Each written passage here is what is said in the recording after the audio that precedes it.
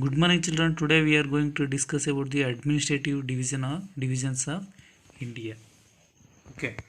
So and also learn or discussing about the which is the official language of our state and which are the languages of your neighboring states. So which is the language you speak at your home and which is the capital city of Karnataka state and which is the official language of Goa and which is the capital city of Nagaland. So the present president of India is dash, the present governor of Karnataka is dash. Recently Andhra Pradesh state was divided into dash and dash states. The present prime minister of India dash, the present chief minister of Karnataka, and so the 9 union territories, okay, and which are there, so where they are located, and the 4 administrative divisions, okay, and which is the capital city of our country. So all these things we discuss here.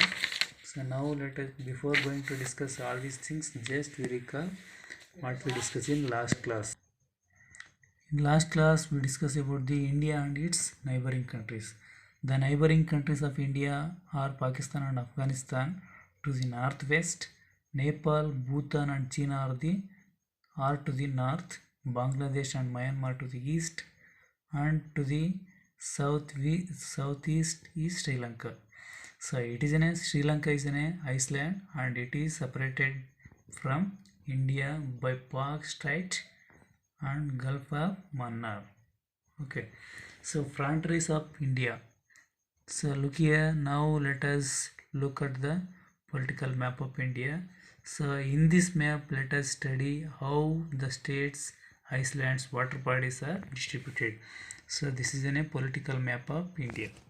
Okay, so you should observe that so how the states, islands and water bodies are so distributed in the map.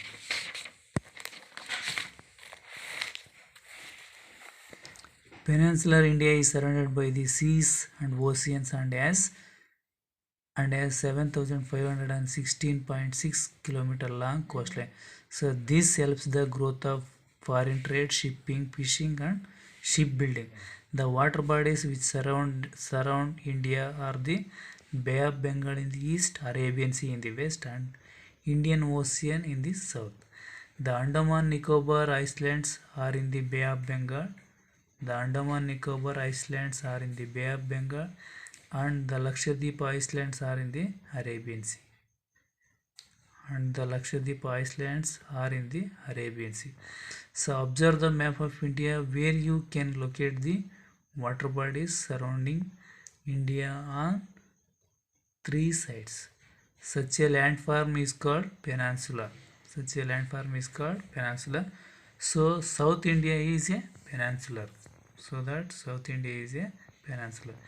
A piece of land surrounded by water. A piece of land is surrounded by a water on all sides. So such a place we call it as Iceland. Example for Iceland, Sri Lanka is an example for Iceland. A piece of land surrounded by water on all sides is called an Iceland. So the Andaman Nicobar and Lakshadweep are the islands of India. The Andaman, Nicobar and Lakshadweep are the islands of India.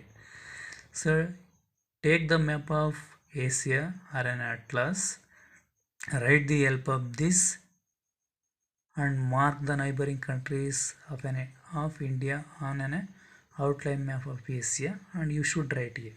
Okay. So next, administrative divisions of India. Look at the map of India once again. Okay. So look at the map of India once again. So this is a map of India. Okay. So you can see the state boundary on the map. Okay.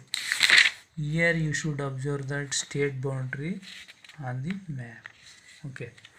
So this is okay. Here you should observe the state boundary on the map.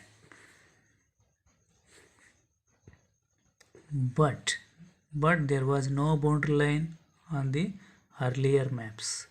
So but there was no boundary on the earlier maps because As mentioned earlier, before independence, India was ruled by several native dynasties and external forces. Okay, the country was fragmented into hundreds of small princely states. Okay, I will once again repeat it.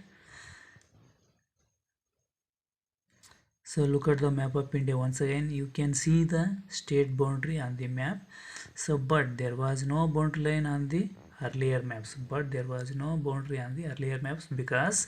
as mentioned earlier, so before independence of India, India was ruled by several native dynasties and external forces. The country was fragmented into hundreds of small princely states.